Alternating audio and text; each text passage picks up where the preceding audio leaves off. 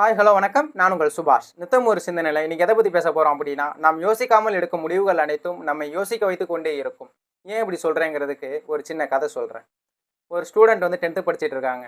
10th half yearly exam நடக்குது. Half yearly எக்ஸாமில் ஒரு ஸ்டூடெண்ட் வந்து எதிர்பாராத விதமாக ஒரு சப்ஜெக்டில் ஃபெயில் ஆகிடுறான். அவன் வந்து அவன் ஃபெயில் ஆகிட்டோமே நினச்சி ரொம்பவே கவலைப்பட்டுட்டு இருக்கான்.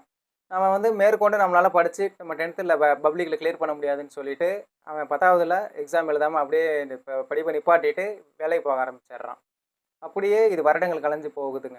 வருடங்கள் கடந்து போகும்பொழுது இவன் கூட படித்த சக மாணவர்கள் எல்லாருமே நல்லா ஸ்கோர் பண்ணி அவங்களுடைய ஹையர் எஜுகேஷனை நல்லபடியாக படித்து முடிச்சுட்டு நல்ல ஒரு வேலையில் இது நல்ல ஒரு பொசிஷனில் அவங்க லைஃப் நல்லா சீராக போயிட்டுருக்கு.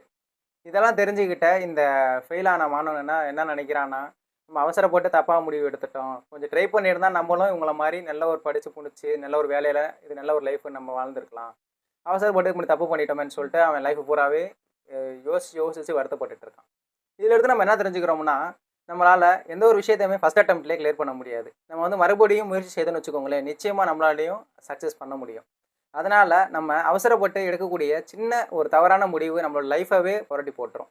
அதனால் எதுவுமே நீங்கள் எது யோசிக்கிறதா இருந்தாலும் ஒரு முறைக்கு பல முறை சிந்திச்சு யோசித்து முடிவு பண்ணுங்கள்.